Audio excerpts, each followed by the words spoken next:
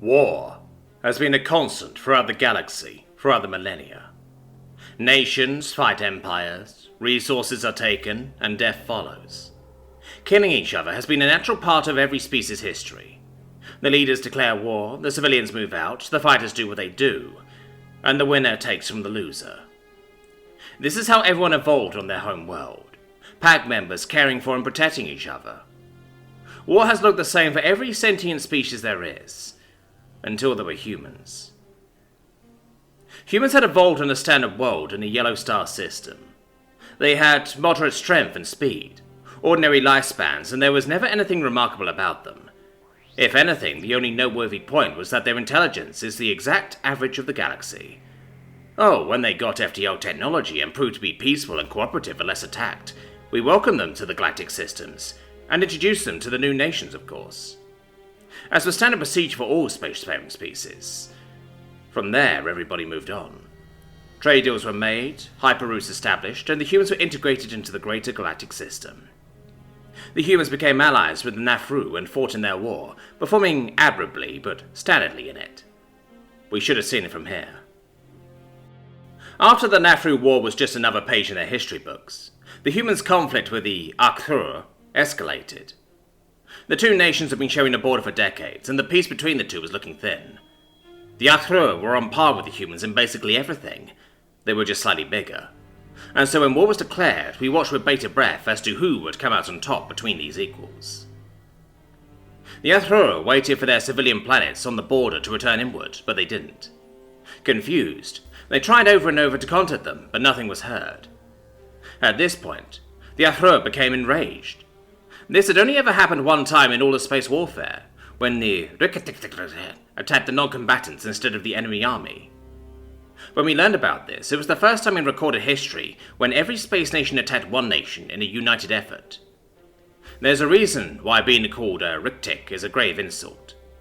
So when the Arrthcrr got no response, they assumed the humans were the same. We wanted to join in too, but there was no concrete evidence of such a massacre, so we had to stay back until the Arrthcrr could confirm the atrocity. Then came the first day of battle, and what happened there rewrote war forever. The Arrthcrr civilian population of these border wars were there, fighting against the Arrthcrr home fleet. The Arrthcrr were so surprised they completely lost the battle, and we were so baffled that we thought we were getting the reports wrong. No matter how many times we checked and double-checked and rechecked, the readings all pointed to one impossible thing. The civilians were fighting. This goes against every law of war known since before we invented language. Every spacefaring species in the universe is broken up into a threefold pack structure. The leaders look out for the group, they make their big decisions on where to go, what to do, and who to fight. The fighters carry out those orders and fight a hostile predator or enemy fighters. The producers are the largest group, which provides the resources for and cares for the whole group. Some species are born into their roles, others are selected or they choose where to go. But in the end, everybody falls in. It's how we survived and became who we are today. Producers don't attack, that's what the fighters are for. When one group loses, the producers are added to the producer numbers of the winner.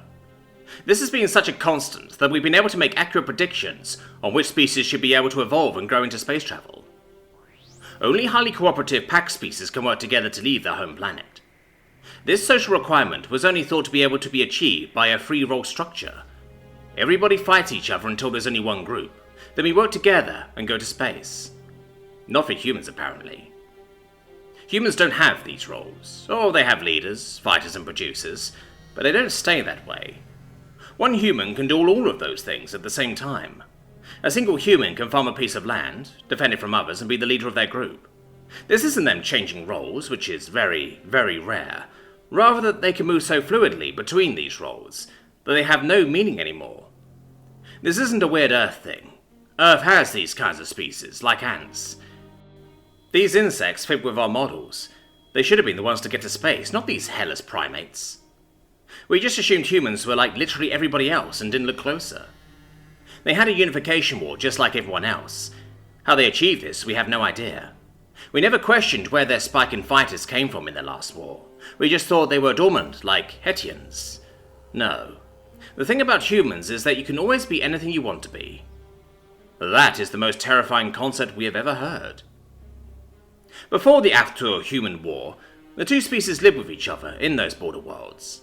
They had formed communities together and filled the Arrthcrr's lives with new ideas and possibilities. The producer civilians fought. They fought what was once their own group.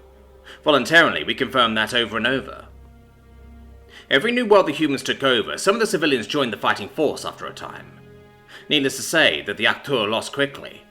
How could they win when civilians in worlds far from the fighting joined the humans after a small group of humans had been sneaked in? This wasn't just an isolated case with the Arrthcrr either.